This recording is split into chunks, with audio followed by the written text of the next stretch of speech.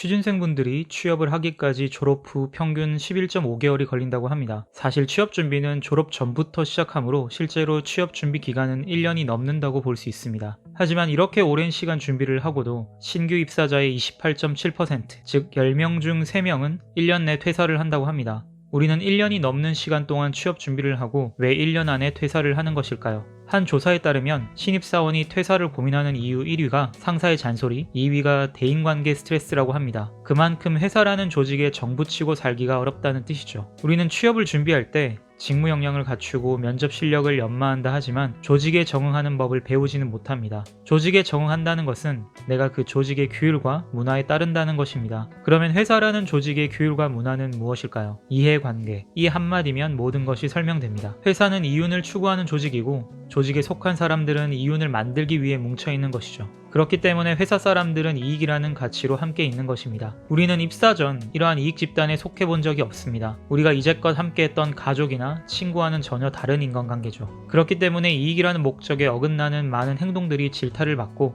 이익에 부합하는 행동들은 인정받고 합리화됩니다. 이러한 성격의 집단 안에서 우리는 질책을 듣기도 하고 칭찬을 듣기도 하면서 회사 사람들이 고마울 때도 있고 미울 때도 있으며 그로 인해 하루에도 몇 번씩 기뻤다 우울했다를 반복합니다. 이렇게 회사는 정말 많은 감정들이 소비되는 곳입니다. 그래서 회사에 출근해 수많은 감정을 소비한 채로 잊지 못하고 퇴근을 하면 그로기 상태가 되고 이 감정이 계속 이어져 결국 번아웃이 오고 퇴사로 이어지죠. 그래서 항상 신입 면접에서 스트레스를 어떻게 관리하는지, 취미가 무엇인지를 묻는 것입니다. 면접관들도 조직 내에서 발생한 감정 소비와 스트레스를 관리하지 못한다면 오래가지 못한다는 것을 알거든요. 워라밸이라는 것은 이러한 것을 말하는 것입니다. 워크와 라이프를 철저히 구분해서 밸런스를 맞추는 것. 그렇기 때문에 우리는 워라밸을 위해서 항상 회사에서의 나와 퇴근 후의 나를 구분할 필요가 있습니다. 다시 말해 새로운 정체성을 가지고 회사에 출근하고 퇴근 후에는 다시 본래의 나로 돌아와 일과 삶을 분리할 필요가 있는 거죠. 출근을 하게 되면 여러 일에 얽히고 이해관계가 엮여있는 많은 사람들과 소통을 합니다. 물론 오늘의 일상과 가벼운 농담을 주고받으며 커뮤니케이션을 할 수는 있지만 이해관계가 기본적인 기준이기 때문에 우리는 서로의 기여도를 평가하고 사람의 가치를 이익에 기반해 판단합니다. 이러한 관계에서 스트레스를 받거나 실망을 한다면